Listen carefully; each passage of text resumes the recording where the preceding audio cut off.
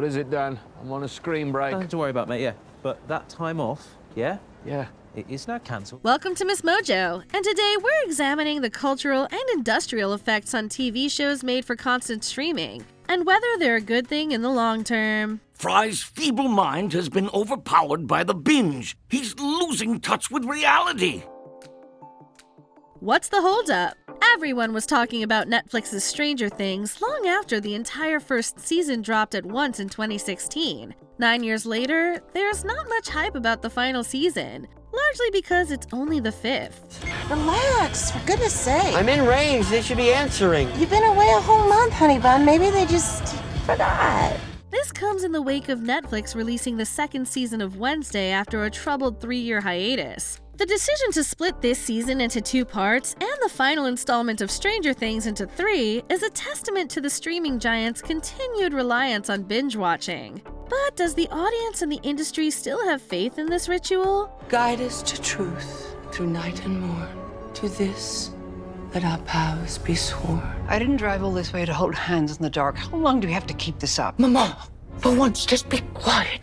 Overburdened production slates and diminishing returns, both creative and financial, have pronounced the perils in releasing major TV productions without momentum in the feedback. The scattered demographic targeting has further compromised faith that studios are investing in the best product possible.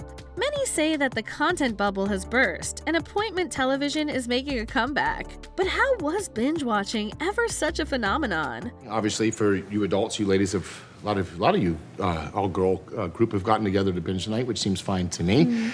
I do have a problem, though. The marathon mentality. Since their breakthrough in the 1970s, marathons have turned TV from a ritual into a way of life. The old myth is that consumers are never more relaxed than when they're watching their favorite show for hours on end. So good.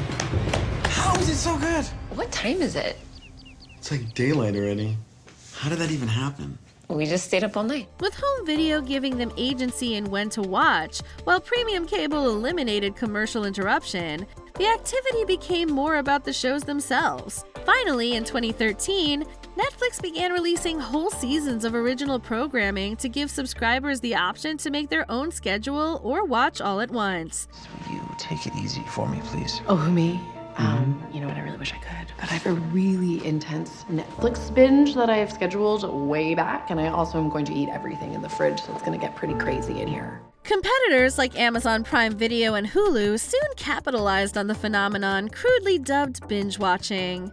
In 2017, a survey by Deloitte suggested that over 70% of Americans regularly streamed personalized marathons. Many believed the success of this format was in the dependable quality of streaming shows with big budgets and bigger talent. The industry apparently thought it was a matter of generating buzz by any gamble necessary. Like, they've done studies. A guy told me about it at CrossFit. The content bubble. Binge-watching inevitably limited shows' long-term hype and promoted the practice of subscribing to services only for as long as it takes them to watch particular content. Cancel everything. See what you can't live without, then just resubscribe to those apps. Okay. Oh, that's good. By the end of the 2010s, Netflix was unfortunately pioneering the model of greenlighting and renewing as many productions as it could, while continuing to drop TV seasons all at once. This meant that shows were viciously competing for viewership, even on the same platform. Heard you were throwing a party. Hope you don't mind if we crash. Tori, you don't have to do this. It's too late. This ends tonight. No mercy! Moreover, shows like Master of None and Stranger Things were starting to take longer hiatuses due to creative pressure or the studios' overload production slates. The prioritization of meme-oriented entertainment and ambitious prestige projects permeated the streaming industry, forcing traditional networks to invest more in that format. A show's success was still becoming less and less guaranteed. Binge-watching then saw a resurgence under unfortunate circumstances going into the 2020s. What are we going to do? There's no need for your hysterics. Why is Miss Thompson to be kept away? Because her condition is catching. The quarantine boom. From 2020 to 23, the COVID-19 pandemic put the whole world on lockdown. With nothing else to do, more people than ever took up binge-watching. The first year alone saw a 16% increase in streaming time and a 26% increase in subscriptions. Nonetheless, quarantine's devastating impact on the entertainment industry further delayed productions. I'm accustomed to a certain level of failure. It's just that when a project usually goes wrong, I know exactly what happened. And it's usually me getting in my own way or me not listening to other people. But with Glow, I have no idea. Acclaimed shows like Netflix's Glow were canceled due to long projected hiatuses, yet blockbuster series pushed forward. The irony, though, is that library shows tended to outperform new releases. You know what this is? This is us getting ready for the prom. You know what, you guys, we don't have to watch this. Subscribers seemed more interested in binge-watching Friends and The Sopranos than a massive back catalog of streaming shows. The industry took this to mean that they should invest more in reboots and legacy sequels, as if new shows' hiatuses weren't long enough. Audiences merely craved comfort in difficult times. They would have different reasons for being nostalgic about older ways to watch TV. Sitting in this room, we can still feel the pleasure of that connection. Because I realize now, we were starved for it. We really were. A change in direction. Or not. Several streamers wised up to consumers' fatigue and schemes to unsubscribe after binging. Later seasons of shows like Amazon's The Boys, as well as entire platforms like Hulu and Apple TV+, embraced weekly releases of episodes. And week after week, audiences tuned in. Should we all take naps so we can stay up later? No! We push through and we all meet in the lobby, 5 o'clock sharp. Yeah! Meanwhile, big-budget Netflix projects like Jupiter's Legacy and Cowboy Bebop were canceled after a single binge format season, despite signs of warming critical reception. But The Bear has proven to be a major hit with FX on Hulu, serving it by the season. Why? Because each season has been acclaimed and reliably dropped in June every year. The best offenses have the ability to reset and adapt on a dime. Book? Book, yeah. We can do that, though. We have to. Netflix has at least adapted to releasing blockbuster seasons in sections, but that may not be enough. The end of quarantine shifted the streaming wars to matters of quantity or quality, punctual productions, and consumers' long-term investment. So this was your existential angst? Or were you just trying to have it all?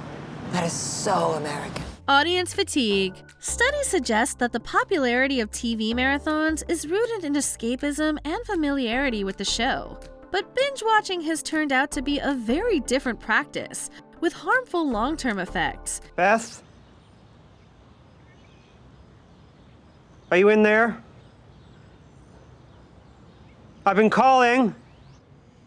Are you okay? Keeping up with new shows has been linked to social isolation and negative impacts on mental and physical health. Psychology Today has even reported negative effects on memory retention and overall enjoyment of TV consumption. I can't remember everything. Well, everybody forgets stuff. Yeah, but shouldn't I know the name of the project I was working on last week? The growing excess in content and season hiatuses don't exactly help audiences' engagement. What used to be too much of a good thing is now seen by many as a chore in trying to find entertainment that's worth their time. There is another key statistic to remember. With rising subscription costs and declining quality among too many original programs, 2022 saw Netflix's first profit loss since the early days of binge-watching. Netflix blaming more competition, illegal password sharing, and Russia's invasion of Ukraine. The company ended the first quarter with 200,000 fewer subscribers than the end of last year. An industry in crisis. The streaming wars haven't just taken their toll on consumers. Studios have spent billions to boost a market that is still statistically less profitable than traditional television. My lord, that would require a workforce greater than any ever assembled, yes. The High King cannot provide one, so he has sent me you instead. Meanwhile, production costs have skyrocketed over competition that includes friendly fire, due to the drastic expansion of production slates. Part of the folly is in a growing dependency on flawed algorithms to assess market trends, diluting the quality of programming. Pam has a 27%! But the right verticals are watching. Taste clusters exploding. Yeah, you know, I've been doing this for 30 years. And if there's anything I've learned, it's nobody knows anything except the algorithm. What's worse is that these business models increased pressure on overworked, underpaid film crews. In 2023, multiple unions in the American entertainment industry went on strike in response to unfair conditions and industry shifts. The lingering effects of the binge trend on streaming and other industries look rather bleak. But has the trend really died out? I'm sorry, Leela. I'll never be able to watch enough TV to make you proud of me.